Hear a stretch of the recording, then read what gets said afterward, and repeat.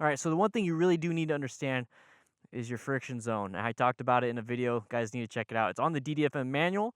Let's go ahead and talk about how to do this. Now, first of all, the biggest issue we have here is the gradient. So we're obviously uphill. Now that causes your bike to want to move back. Okay, so that causes your bike wants to go down with gravity, correct? So what that's really doing is it's scaring you. Think about that. It's scaring you. You're getting on your bike, you hit it in first, you're sitting there. You're scared to put your feet up because you're going to start walking back. You put yourself off balance. Now you're going to want to go left or right. Let's prevent that from actually happening. Let's prevent us from actually going backwards. And since you have practiced this and we're preventing ourselves going backwards, that fear is gone. So now that we have the fear of the gradient and we have the fear of falling backwards out of the question, it's like starting on a flat surface. So the way you do that, okay, we're sitting here at a light. Okay, let's put my kickstand up. Sitting here at the light, I got maybe both brakes. I got my front brake and rear brake here. So I only have my left foot down. Or I'm just sitting here with my front brake, okay? So let's go ahead. See how that's scary? When you pull in the clutch, you start going back. That's pretty scary. So what I talked about in the friction zone and the friction control and everything is that you get yourself right in that friction zone where the bike wants to start moving. Now, the scary thing is that you might stall because you're on a hill and you don't want to let go of this front brake right here to give yourself some throttle. So you might stall. There's people behind you. They're pissed. It's like, oh, man, what do I do? What do I do? What do I do? Let's start it back up. And then you do it again. You're like, what do I do? So this is what you do, guys. Stop worrying about it. Stop worrying about it. Remember, the front brake is most of the braking power on your bike, okay? It's not all the braking power on your bike. It's not. It really is not. And you only need so much braking power to stop yourself from rolling downhill. Use the rear brake. That's another thing you could do. I'm using rear brake right now. Not a big deal. I can take off with one leg. Now, if you're a little bit shorter, it might be a little bit an issue. But look, rear brake.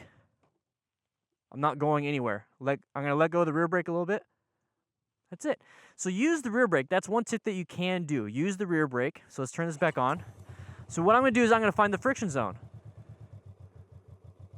See how it starts bogging down?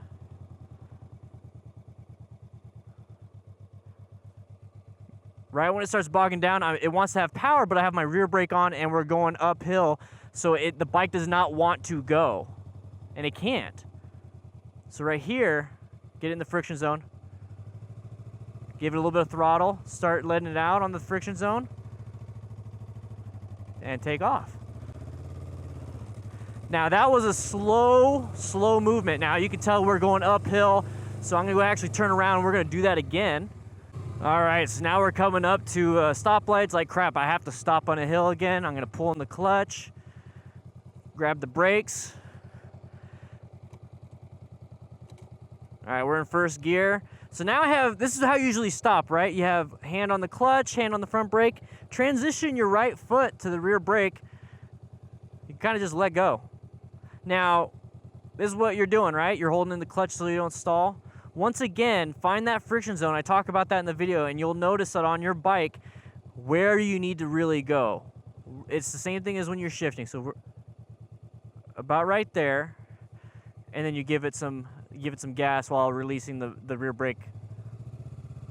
Look at rear brake. It's gone. I have enough friction zone and I'm basically idling like a car, but since I'm going uphill, it's not moving the bike. So if I give it a little bit more throttle, a little bit less clutch, you see how it wants to go? Oh, see? Sometimes you stall. Sometimes it happens. That's where you practice. You practice left and right, go all the way up the hill, come back down, practice, and that's the only way you're going to get a good feel of it. This is one of those situations where it doesn't happen a lot, so if you don't train for it, you're going to fall back to the lowest common denominator of training you've ever done. And when it comes to this type of stuff, you need to train so that when it does happen, it becomes easy, it becomes simple. I obviously haven't trained enough. That's why I stalled.